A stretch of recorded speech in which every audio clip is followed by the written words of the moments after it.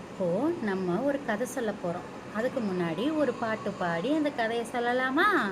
ரெடியா? நாம கதை சொல்ல போறோம், கதை சொல்ல போறோம், கதை சொல்ல போறோம்.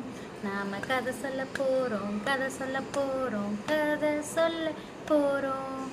எங்களோட சேர்ந்து கொள்ள யாரெல்லாம் வரீங்க? எங்களோட சேர்ந்து கொள்ள யாரெல்லாம் வரீங்க?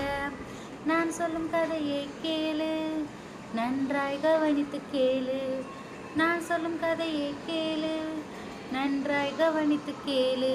நாங்க கதை சொல்ல போறோம், கதை சொல்ல போறோம், கதை சொல்ல போறோம். நாங்க கதை சொல்ல போறோம், கதை சொல்ல போறோம், கதை சொல்ல போறோம். கதை சொல்லலாமா? ஒரு ஃப்ரெண்ட்ஷிப் கதை பற்றி பேசலாம், சரியா? ஒரு அழகான ஒரு ஊர் இருந்துச்சாம். எப்படி? ஒரு அழகான ஊர், உங்களை மாதிரி அழகாக இருக்குமா அந்த ஊர். அந்த ஊரில் ஒரு குட்டி காடு இருக்குமா. அந்த ஊரில் ஒரு குட்டி காடு இருக்குமா. அந்த காட்டில் பெரிய பெரிய மரங்கள் இருக்குமா. அந்த காட்டில் என்ன இருக்கும்? பெரிய பெரிய மரங்கள் ரொம்ப அழகா இருக்குமா. பார்க்கவே அவ்வளோ அழகா இருக்குமா அந்த ஊரே. அந்த காட்டுல மரங்கள் மட்டும் கிடையாது, நிறைய விலங்குகள், அருவி, அப்புறம் என்ன இருக்கும், குளம் எல்லாம் இருக்கும். பார்க்கவே அவ்வளோ ரம்மியமா அழகா இருக்குமா. அந்த காட்டுல நிறைய ஃப்ரெண்ட்ஸ் இருந்தாங்க. அந்த ஃப்ரெண்ட்ஸ் யார் யாருன்னு பார்க்கலாமா? ஒரு கரடி இருந்தது, ஒரு சேவல் இருந்தது, ஒரு எலி இருந்தது.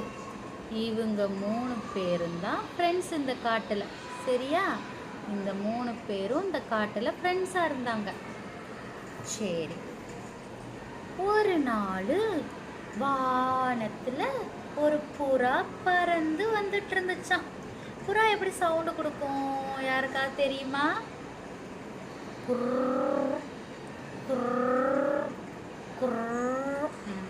அப்படியே சவுண்டு கொடுத்துட்டே பறந்து வந்துட்டு இருந்துச்சான். அப்போ வானத்துல இருந்து புறா கீழே பார்த்துச்சான்.